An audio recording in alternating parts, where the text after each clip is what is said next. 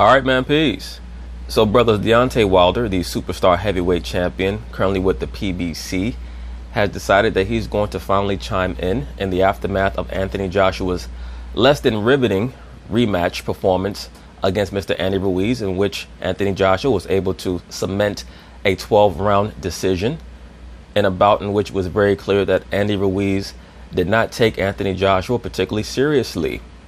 Of course, Deontay Wilder is going to attempt to diminish and denigrate what was very clearly a very conservative game plan by Anthony Joshua. But coming into the fight, I told brothers that Anthony Joshua was going to have to make this a boring fight, cement the victory, put his name back up there in the lights so that he could be considered a possible opponent for the victor of next year's Tyson Fury versus Deontay Wilder super bout. So he did what he had to do. I will say this. I don't see Anthony Joshua being able to last 12 rounds with Deontay Wilder. I just don't. He takes too many flush shots, and he's chinny.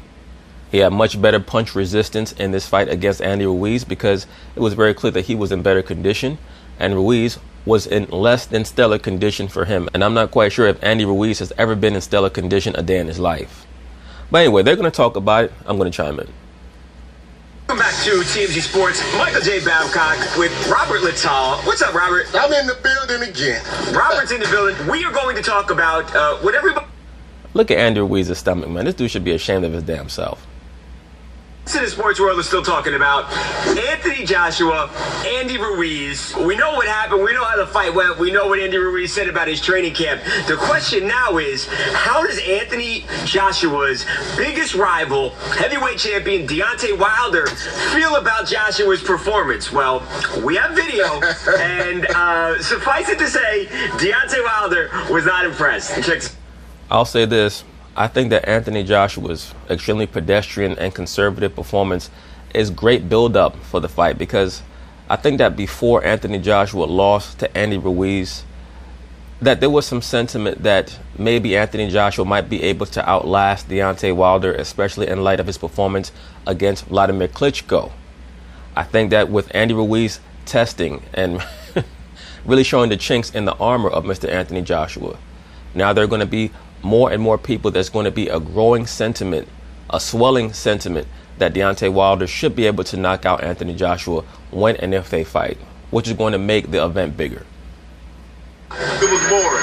You think he was just doing enough just to get by and say he could beat Ruiz? That's what he was doing, enough just to get by. But the thing about it, you got a 6-inch height advantage. You got an 8-inch reach advantage. Right. Ruiz got a jaw though. Why is he running from the smaller guy? Right.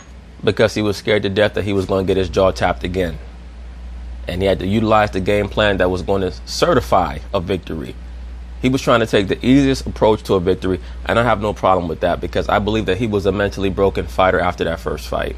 You could tell with the way in which Anthony Joshua celebrated after the fight that he was someone who had been psychologically broken and fractured after their first fight, in which Andy Ruiz just basically walked through him in the last 2 or 3 rounds of that fight.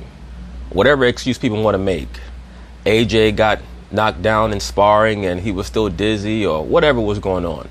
At the end of the day, it was very clear to me when I saw Anthony Joshua at the weigh-in before Anthony Joshua versus Andy Ruiz won, that he did not take that fight as seriously as he was supposed to take it. And I'll say this about Deontay Wilder. He takes all of his fights seriously. Every fight he shows up in, he's in immaculate condition. You know what I'm saying? Punching, holding, grabbing like you scared for confrontation. He was scared, bro. No engagement. Nothing. He was just scared, you know. And you know, when you're dealing with Deontay Wilder, you know, I would have came in and demolished him. He definitely don't want me for sure. I live in his dreams. I'm his worst nightmare. I'll say this. It would be very interesting for me to see an in-shape Andy Ruiz against a Deontay Wilder, especially with the ring craft that Andy Ruiz has. If he were to be able to get inside of some of Deontay's looping punches and get to his chin, that could be a very exciting fight. Or that could have been a very exciting fight. A lot of people can read into and we can understand and identify, and we know that coming out his mouth. We just don't have enough toilet paper to wipe it as it comes. That's a good line. That's a good line. Can I say something right now? I'm tired of the talking. Okay, like these guys. Anthony Joshua, a celebration like that, no disrespect to this dude, but that was way too over the top for how he fought.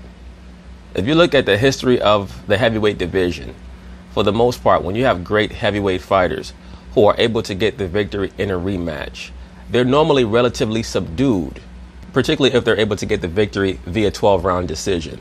Now, if they get a knockout in the rematch, then maybe they'll be exuberant, but he was way too over the top. That's how I know he's not long for boxing. Nothing against Anthony Joshua, but I don't see him lasting very long in the sport, especially if he gets in there with Deontay Wilder and gets demolished. Been talking back and forth for almost 2 years now. One of the major issues in boxing is there's a lot more talking, there's a lot more videos, there's a lot more tweets, there's so many Instagrams that go out, but no one's fighting. Like, these are supposed to be heavyweights. You need to get in the ring, and they need fights that are going to be legacy fights. So, well, their fight has to happen in 2020. If the Wilder versus Joshua fight does not happen in 2020, the fans are going to turn against both fighters. Wow, that's a very good quote from Deontay Wilder, and it was great stuff from Anthony Joshua. Until they get in the ring, I don't want to hear anything from any of them. Well, actually, it was not great stuff from Anthony Joshua. It was just smart stuff. Thing I'll say, and Deontay Wilder has told me this himself, he tried everything to get a fight with Anthony Joshua, and Anthony Joshua himself, for whatever reason, would not take that fight. Deontay said I offered him, he could have $50 million plus, and he still didn't want that fight. Now look, that's Deontay's side of the story. AJ probably has the side of the story himself, but for whatever reason, it hasn't happened yet. Well, look, at the end of the day, we've also heard Deontay Wilder state that he did not want to have the fight in Great Britain. We've heard other things from Deontay Wilder. If Deontay truly wants to fight with Anthony Joshua, he's going to have to accept that he's going to be the B-side. And if you know that you're going to knock him out, it shouldn't matter whether the fight is fought in Britain, in America, or wherever. Because I don't believe that Anthony Joshua is going to be able to last 12 rounds with Deontay Wilder. The only question is, can Anthony Joshua get to Deontay Wilder's chin first? Because Deontay has shown some vulnerability there as well. The main difference between the two fighters, in my view, is that Deontay Wilder fights with his soul, man. He throws every punch with his soul. I don't see that from Anthony Joshua. I think that Anthony Joshua has a lot of heart, but he's not quite the dog that Deontay Wilder is. But we'll find out. Hopefully we'll find out. I will say, I mean, like, about the strategy to win the fight, I think Anthony Joshua, he approached it the right way. But if you want to be the baddest man on the planet, the baddest heavyweight in the world, I think the way he fought wasn't consistent with that. He was scared of Ruiz's hand speed, as he should have been. About it is I don't have a problem with the way he fought in the sense Wouldn't that... you have liked him to go in there and knock out Andy Ruiz, though? But if he was not willing to commit to the body early. If he would have thrown more jabs to the body, more left hooks to the body, especially when they were in the clinch, he may have been able to wear Ruiz down for some type of move in the middle of the fight where he could have stepped on the pedal. I think when he saw how effective his jab was early, he just became content to jab and hold, which, I mean, it is what it is. Goes in with that mind state to try to knock him out, but he gets knocked out himself, then we're not talking about this at all. We're talking about something totally different. We're probably talking about his career. Exactly. So I think his thing was, let's get the win, lose Andy Ruiz's number, never talk to him again. And that's exactly what's going to happen. Unless talks completely break down with the winner of the Deontay Wilder and Tyson Fury match, I don't see Anthony Joshua ever getting into the ring with Andy Ruiz ever again. Now we can move on to bigger and better things. But what I'm saying is 2020, I think they're both going to have a fight. Obviously, Deontay Wilder has to fight Tyson Fury again.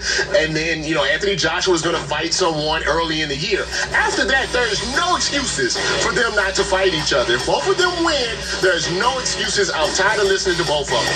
It was boring. We'll see what happens with that. But I do agree with Deontay, though. He saw some weaknesses in Anthony Joshua's mental framework that he believes he's going to be able to capitalize on, and I agree with him. Hopefully, once again, we will see that fight sometime in mid-2020 or late 2020. So peace.